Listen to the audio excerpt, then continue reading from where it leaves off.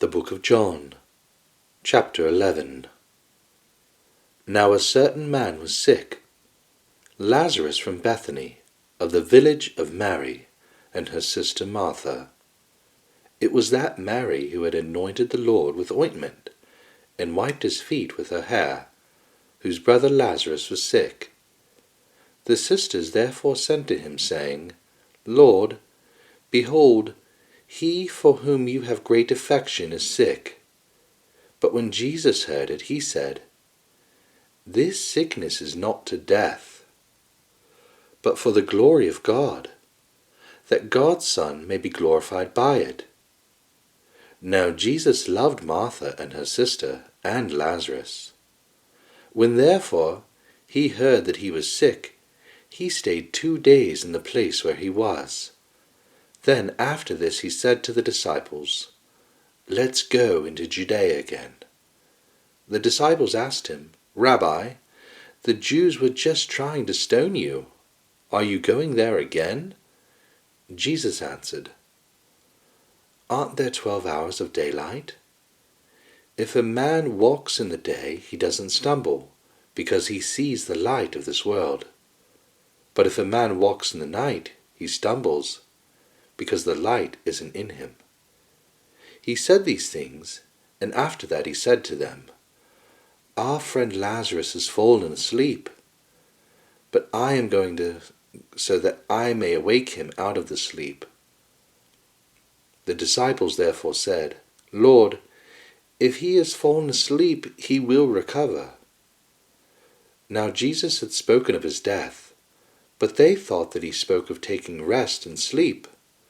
So Jesus said to them plainly, Lazarus is dead. I am glad for your sakes that I was not there, so that you may believe. Nevertheless, let's go to him. Thomas, therefore, who is called Didymus, said to his fellow disciples, Let's also go, that we may die with him. So when Jesus came, he found that he had been in the tomb 4 days already. Now Bethany was near Jerusalem, about 15 stadia away.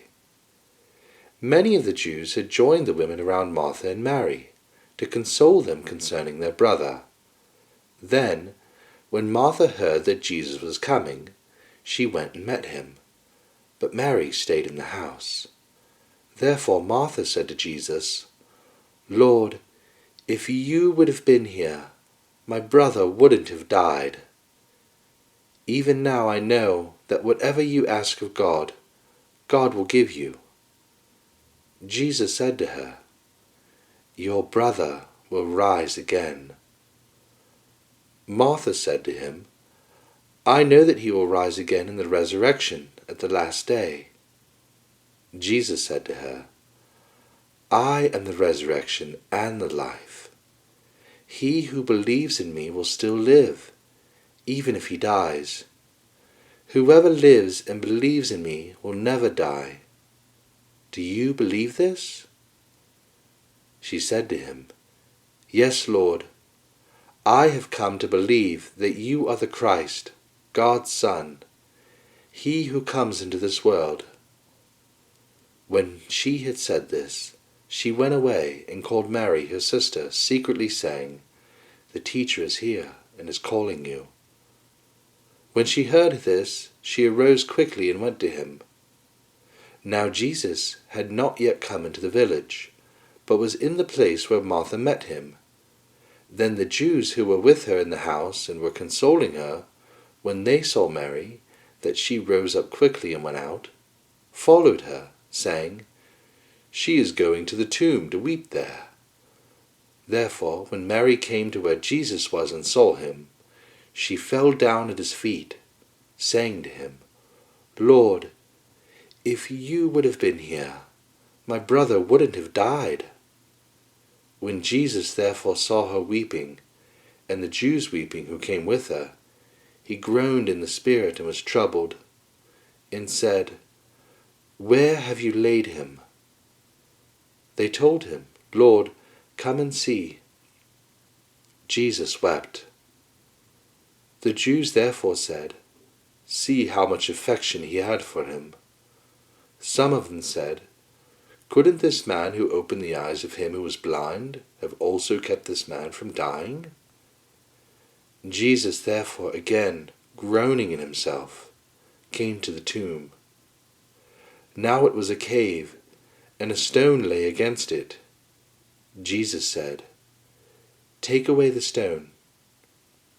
Martha, the sister of him who was dead, said to him, "Lord, by this time there is a stench, for he has been dead 4 days." Jesus said to her, "Didn't I tell you that if you believed, you would see God's glory?" So they took away the stone from the place where the dead man was lying. Jesus lifted up his eyes and said, "Father, I thank you that you listened to me. I know that you always listen to me.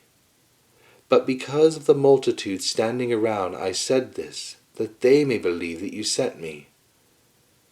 When he had said this, he cried with a loud voice, "Lazarus, come out!" He who was dead came out, bound hand and foot with wrappings, and his face was wrapped around with cloth. Jesus said to them, "Free him, and let him go." Therefore many of the Jews who came to Mary and saw what Jesus did believed in him. But some of them went away to the Pharisees and told them the things which Jesus had done. The chief priests therefore and the Pharisees gathered a council and said, "What are we doing? For this man does many signs. If we leave him alone like this, everyone will believe in him, and the Romans will come and take away both our place and our nation." But a certain one of them, Caiaphas, being high priest that year, said to them, "You know nothing at all, nor do you consider that it is advantageous for us that one man should die for the people, and that the whole nation not perish."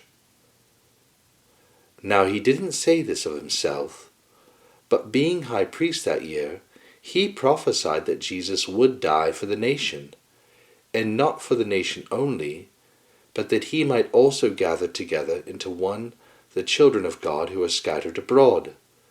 So from that day forward, they took counsel that they might put him to death. Jesus therefore walked no more openly among the Jews, but departed from there into the country, near the wilderness, to a city called Ephraim. He stayed there with his disciples. Now the Passover of the Jews was at hand. Many went up from the country to Jerusalem before the Passover to purify themselves.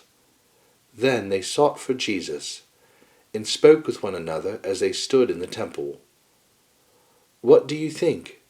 That he isn't coming to the feast at all?"